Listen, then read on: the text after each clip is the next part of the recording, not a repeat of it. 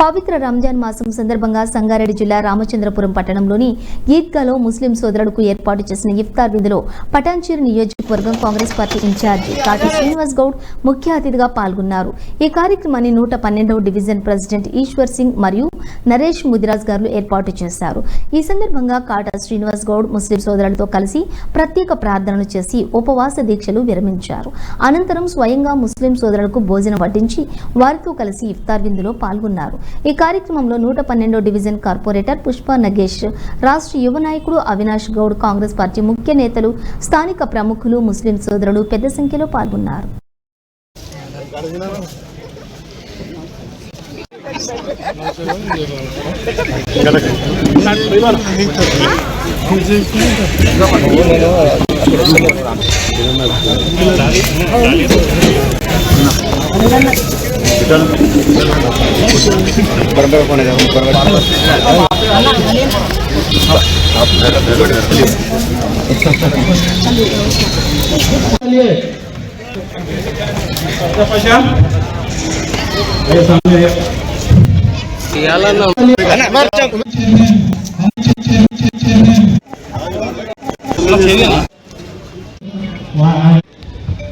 ఈ పవిత్రమైనటువంటి మాసం మరి రంజాన్ నెల, మరి నెల రోజులు కూడా మరి మా ముస్లిం సోదరులందరూ కూడా పొద్దుగాల సాయంత్రం మరి దీక్షతో ఉండి ప్రార్థనలు చేసుకుంటూ మరి ఒక్క పొద్దు కార్యక్రమాలన్నీ కూడా విజయవంతం జరుగుతూ ఉంటారు. ఒక 10 రోజుల సందర్భంగా మళ్ళీ అందులో భాగంగా ఈరోజు రామచంద్రపురంలో 112 డివిజన్లో మరి కపూర్ గారు, టౌన్ ప్రెసిడెంట్ అయినటువంటి కపూర్ గారు, మరి పుష్పక్క, వారితో పాటు మరి మన నరేష్ కానీ, యూత్ కాంగ్రెస్, మరి అవినాష్ కానీ, మరి అందరు కలిసి, ఎందుకంటే ఈ ప్రాంతం అంతా కూడా